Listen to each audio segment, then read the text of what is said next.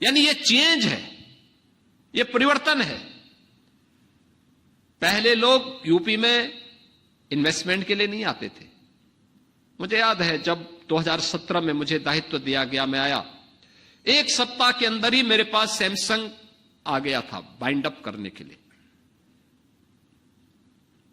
TCS आ गया था bind up करने के लिए। मुझे सीधे टाटा सन्स के चेयरमैन से बात करनी पड़ी थी।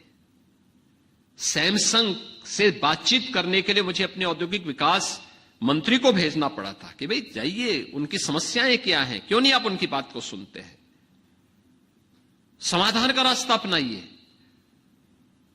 उन्होंने कहा नहीं, हम आपको देख के नहीं बंद कर रहे हैं, हमें इतना प्रताड़ित किया जा चुका है पिछली सरकारों के समय में, अब हम नहीं कर पाएंगे, हमारी स्थिति नहीं है, हमारा मैनेजमेंट तैयार नहीं हो रहा है।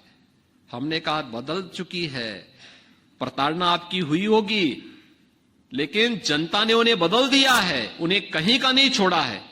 अब तो आप कम से कम जनता की भावनाओं का सम्मान करते हुए यहां आइए, यहां रहिए।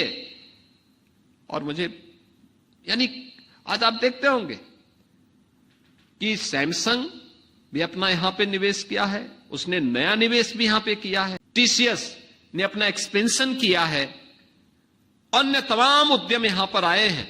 और पिछले 8 वर्ष में 15 लाख करोड़ रुपए का निवेश प्रस्ताव जमीनी धरातल पर उतारने में भी हमें सफलता प्राप्त हुई है।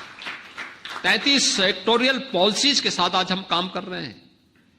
निवेश मित्र के नाम पर सिंगल विंडो प्लेटफॉर्म आपको दे रखा है, जिसके माध्यम से 500 से अधिक गैलेंस हम एक साथ उपलब्ध करवाने का काम कर रहे हैं। एमएसएमई जो यूपी का मर चुका था, दम तोड़ चुका था, उसको पुनर्जीवित करते हुए 96 लाख यूनिट और उसके रजिस्ट्रेशन की कार्रवाई और उन्हें 5 लाख रुपए की सुरक्षा बीमा का कवर भी देने का काम उत्तर प्रदेश सरकार कर रही है।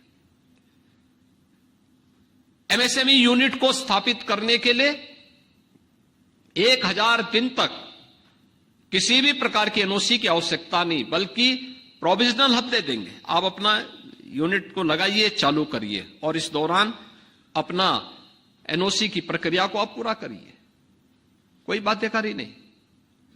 अनावश्यक रूप से प्रताड़ना के जितने भी थे रिफॉर्म किए गए, लेबर लॉ में रिफॉर्म किए गए। आज भी मैं इस बात को देखता हूं, इंडस्ट्री में कहीं कोई डिस्टरबेंस है